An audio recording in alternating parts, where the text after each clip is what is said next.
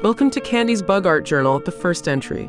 It's June 2024, so happy Pride, Juneteenth, PTSD awareness, zoo and aquarium, mango, audiobooks, iced tea, and effective communications month.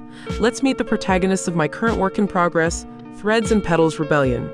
Fun fact, all my protagonists are genderqueer in some way, shape, or form, though that concept can be very wibbly-wobbly for a character where their culture does not have the concept of transness, just states of being that express internal essence.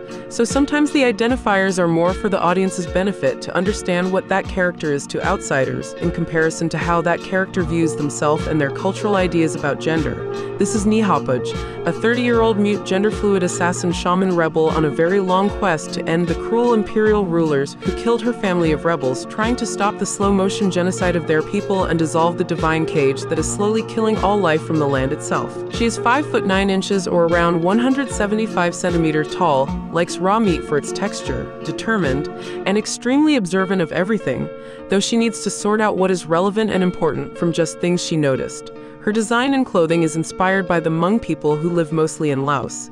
The other part of Nihapaj's design and personality is inspired by Oscar from Rose of Versailles and Utina from Revolutionary Girl Utina. So if you know who those characters are, then you are either older than 28 or an enjoyer of very old gender-bending animes that may or may not have awakened something inside you. Nihapaj goes through a more flat arc where she doesn't change much as a person. In fact, she is very firm in the idea of who she is and what she must do with her life. Her story is more about how she navigates surviving and winning the war. This is Tia Lan, a 27-year-old multi-gendered intersex imperial agent, an eternal indentured servant, a slave, to the imperial rulers who stole him from his family after his mother tried to convince the imperial rulers to dissolve the divine cage that prevents anyone from leaving or entering their island. He is 5 foot 4 inches or around 163 centimeters tall, likes horses more than people, despises himself, never forgets a wrongdoing against him, and despite being a prodigy warrior is very bad at picking up basic social cues even when his life depends on it.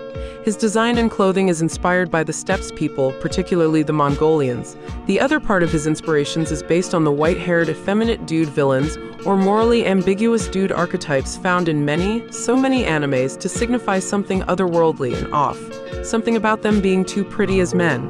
The otherworldly and off essence of these kind of characters are meant to be a sign that these characters are up to no good or will get up to no good. Tia Lan isn't the villain, but he will undergo a very transformative and hard journey to find a place in his own heart and fulfill his destiny. Nihapaj and Tia Lan are enemies on opposing sides of a civil war to determine the very survival of their homeland.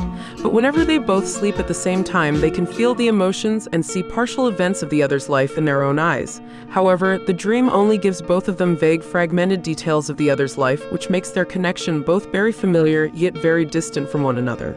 The most each other know is that they are both involved in the civil war in some way.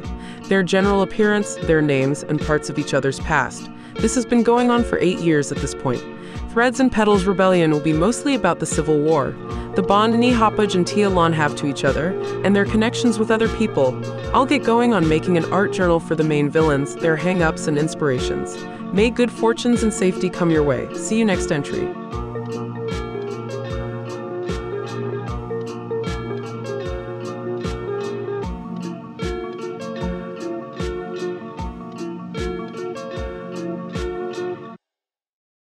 Like, subscribe, and check out my other social media stuff or pay for my mistakes.